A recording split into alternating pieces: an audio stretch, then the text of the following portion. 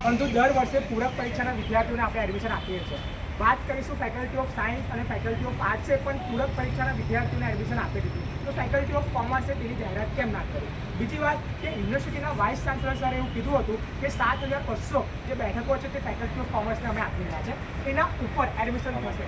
Merit list જેટલી પણ જાહેર કરવામાં આવી તેમાં અત્યાર સુધીની વાત કરીશું તો 6,700 વિદ્યાર્થીઓનું જે નામ છે તે આવ્યું છે અને લગભગ 500 બેઠકો કુલ ખાલી છે. તો આ 500 બેઠકોમાં જે વિદ્યાર્થીઓ પૂરક પરીક્ષામાં પાસ થઈને આવ્યા છે અને એ લોકો એલિજિબલ છે ક્રાઇટેરિયા પ્રમાણે એ લોકોને એડમિશન આપવામાં આવે. સાથે એવા વિદ્યાર્થીઓ કે જે લોકો પ્રથમ સત્રમાં ફીસ પેમેન્ટ કરવાથી બાકી રહી ગયા હતા એ લોકોને એડમિશન મળી ગયું હતું, એવા વિદ્યાર્થીઓને પણ એડમિશન આપવામાં આવે એવી અમારી મુખ્ય માંગ છે. ફેકલ્ટી ઓફ કોમર્સના ડીન એવું કેમ કહી રહ્યા છે કે આ વિદ્યાર્થીઓને હવે એડમિશન નથી મળે? 7,200 સીટની જે વાત હતી તે પોતે વાઇસ ચાન્સલર સરે કરી હતી. તો 500 બેઠકો જે ખાલી છે એના ઉપર આ વિદ્યાર્થીઓનો હક છે કે નથી? તમે મને જણાવો. તમારી જે માંગણી છે એ જે કંઈ પ્રક્રિયા હશે 100% ન્યાય પૂરો કરવામાં આવશે. સર, તમે દર વખત એવું કહો છો કે હું જે માંગણી હશે એ જણાવીશ, પરંતુ હું તમને કહેવા માંગુ છું ડીન કોઈ જવાબ નહીં આપતા. તમે બોલાવો ને સર કેતન ઉપાધ્યાયને, એ ફેકલ્ટીના ડીન છે, એમને બોલાવીને પૂછો આ વિદ્યાર્થીઓ આવ્યા છે એમના સામે જવાબ આપે ને સર. સર કામમાં ના આવે, આ વિદ્યાર્થીથી મોટું કયું કામ હોય? અને અત્યારે તો ફેકલ્ટીમાં એડમિશન પ્રક્રિયા માસ્ટર્સની હોય કે બીકોમની હોય એ દરેક એડમિશન પ્રક્રિયા સર પૂર્ણ થઈ ગઈ છે. તમે દર વખતે એવું કહો છો કે હું વાઇસ ચાન્સલર સુધી પહોંચાડું, પછી થાય છે શું? આ વિદ્યાર્થીઓ ઘરે જતા રહે છે અને આ લોકોને કોઈ વાત સર એ પીએમ પ્રમાણે કહું છું કે 7,200 સીટ છે, 500 બેઠકો ખાલી છે, એમાં આ લોકોને એડમિશન આપો ને, અમને ક્યાં વાંધો છે? તો સર તમારે બોલાવવું જોઈએ, ટીમને બોલાવવું જોઈએ સર, એમને બોલાવીને ઊભું કરો. એવું ના હોય સર. તમે જે વાત કરી એ વાત ડીનને અને ઓનરેબલ વાઇસ ચાન્સલરે કરી અને જે કંઈ નિયમ પ્રમાણે જે કંઈ વિદ્યાર્થીઓનો હિતમાં છે મને તો એવું લાગે છે વાઇસ ચાન્સલર સર વિદ્યાર્થીઓનો હિત ઈચ્છે છે, મને એવું લાગે છે. પરંતુ કંઈક હવે તો એવું લાગે છે કે ડીન સર છે એ ના પાડે છે, પીછેહટ કરી રહ્યા છે. 500 બેઠકો ખાલી છે, હવે ડીન સરો કર્યો છે ફેકલ્ટીમાં, તો ડીન નિર્ણય લે ને, ડીન નિર્ણય કેમ નથી લેતો? અને વિદ્યાર્થીઓ રજૂઆત કરવા જાય ત્યારે FIR કરવાની ધમકી આપે છે. સૂર્યદર્શન વાળા સાહેબને બોલાવીને તમને બધાને અહીંથી બહાર કરાવીશું એવું કહે છે. તો આ કોઈ વાત થઈ સર? આ વિદ્યાર્થીઓ રજૂઆત ના કરે અને આ એવા વિદ્યાર્થીઓ પણ છે તો સર એ એવું કેમ કહે છે? એ દરેકને ધક્કો કાઢીને બહાર કાઢતા હોય છે ફેકલ્ટીમાંથી.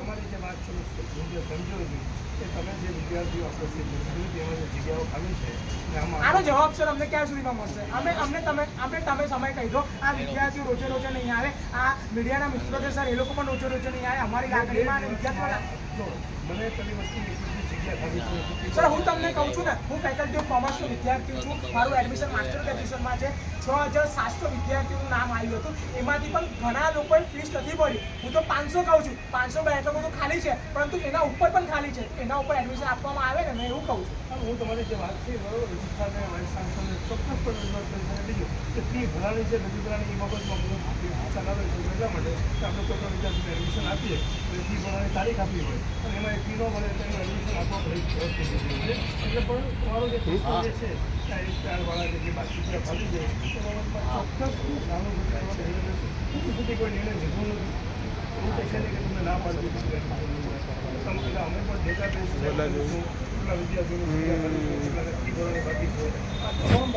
સર તમે કહો છો કે અમે એડમિશન માટે ના પાડી છે, પરંતુ કોમર્સ ફેકલ્ટીના જે ડીન સર છે, ડીન સર ચોખ્ખું કહી રહ્યા છે કે હવે મારા દ્વારા કોઈ પણ વિદ્યાર્થીને એડમિશન આપવામાં આવે નથી. તો સર એમને સૂચના મળી હશે ને કે એડમિશન આપવાની ના પાડી રહ્યા છે?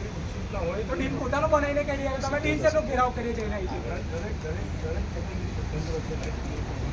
તમે જે બાબત કરી છે મારી એની જવાબદારી છે આ વખતે હું રજિસ્ટ્રારને વાઇસ ચાન્સલરને અને ડીન મેળા ચાન્સલરની વાત કરી જે કાંઈ આપણે વિદ્યાર્થી માટે કામ કરીએ. આ વિદ્યાર્થીઓ પણ કહેવા માંગે છે એમની વાત સાંભળો.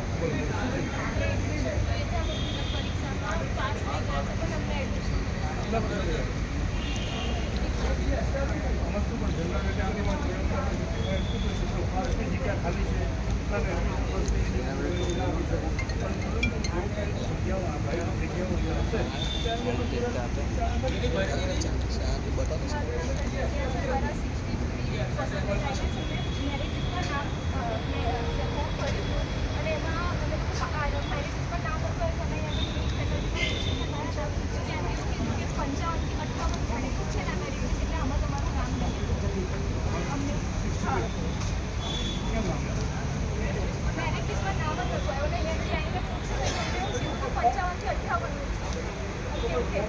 10 मीडिया पकड़ने नहीं तो ये मतलब पकड़ने डेबिट पकड़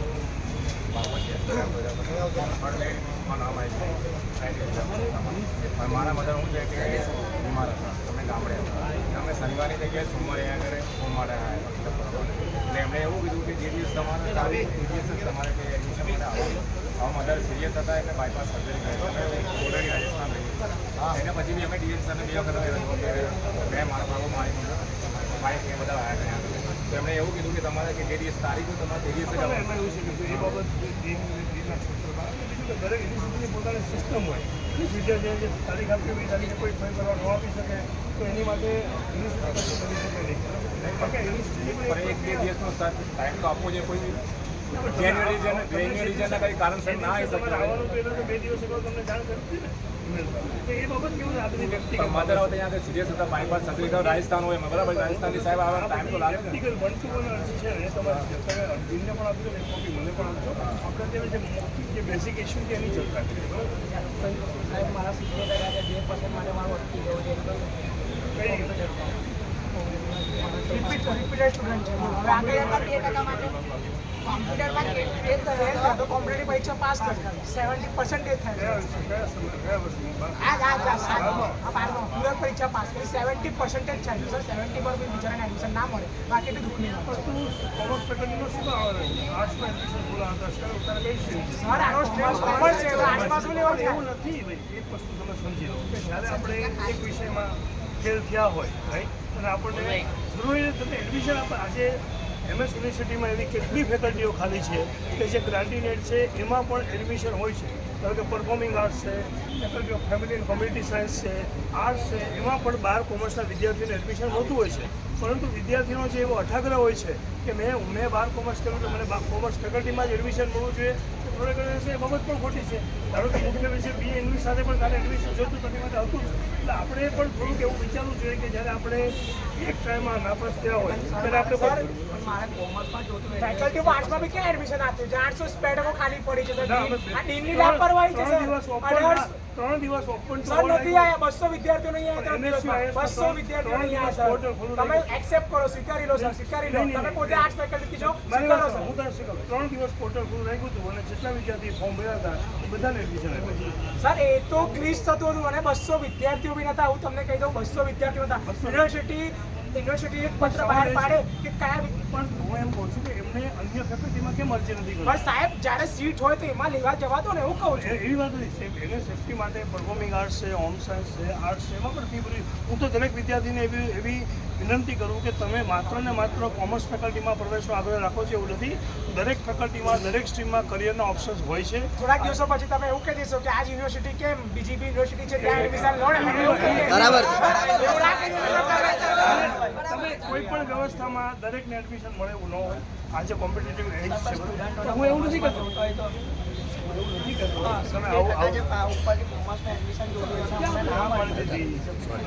આપણે તમે જે રજૂઆત કરી એની ચર્ચા કરવામાં આવશે એની વિચાર કરવામાં આવશે.